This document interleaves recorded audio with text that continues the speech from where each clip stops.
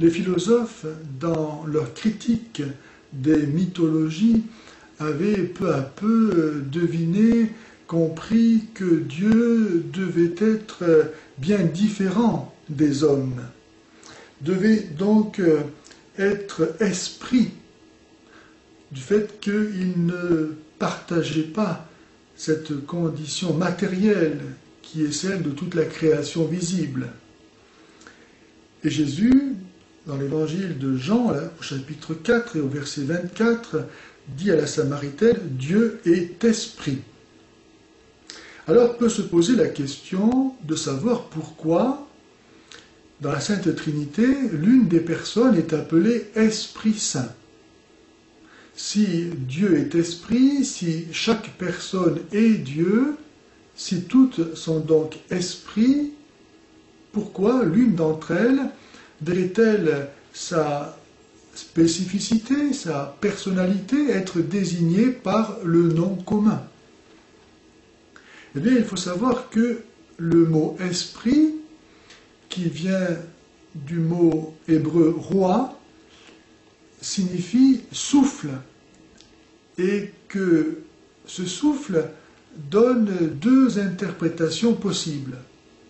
Le souffle, le vent, en ce qu'il est informe, indéterminé et immatériel, et ce qu'il y a de plus approprié pour désigner Dieu qui, justement, étant immatériel et esprit.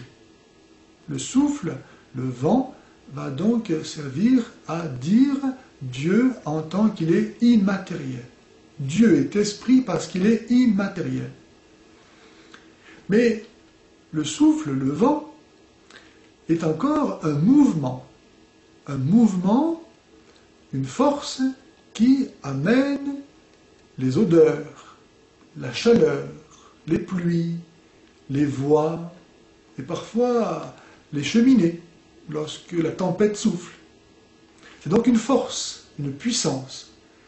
Et en ce sens, c'est le nom propre de l'Esprit Saint, parce que précisément l'Esprit Saint est cette force, cette puissance, ce mouvement qui conduit le Père dans le Fils.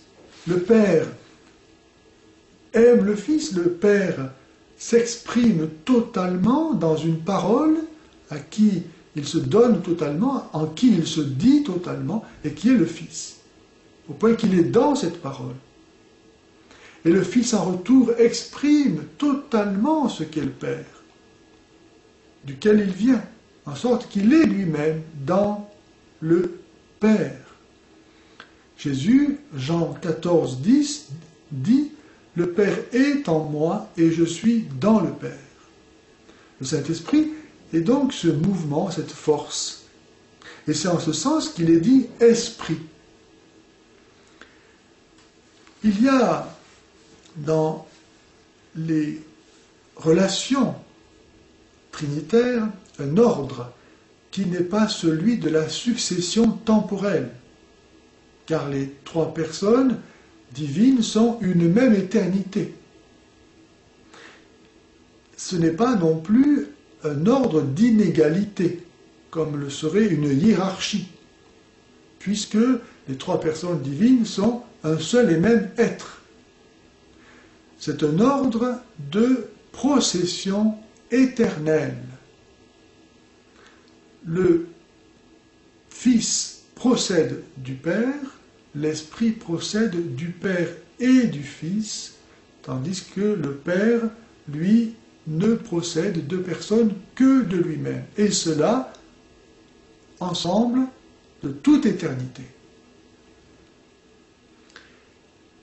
Le Seigneur est saint, Dieu est saint, et lui seul, parce que lui seul se possède lui-même, se connaît lui-même parfaitement, il est totalement différent de tout ce qui n'est pas lui, il est la joie absolue, le bien parfait possédé par l'amour infini.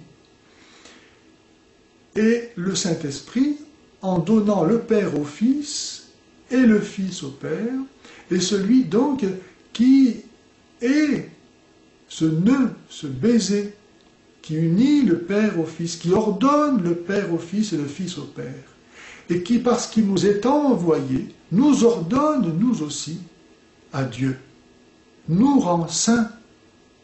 Dieu dit dans le livre du Lévitique, au chapitre 11, verset 45, « Soyez saints parce que je suis saint ». Ou bien, Lévitique 20, verset 26, « Soyez-moi consacrés parce que moi, le Seigneur, je suis saint ». L'Esprit Saint qui nous est envoyé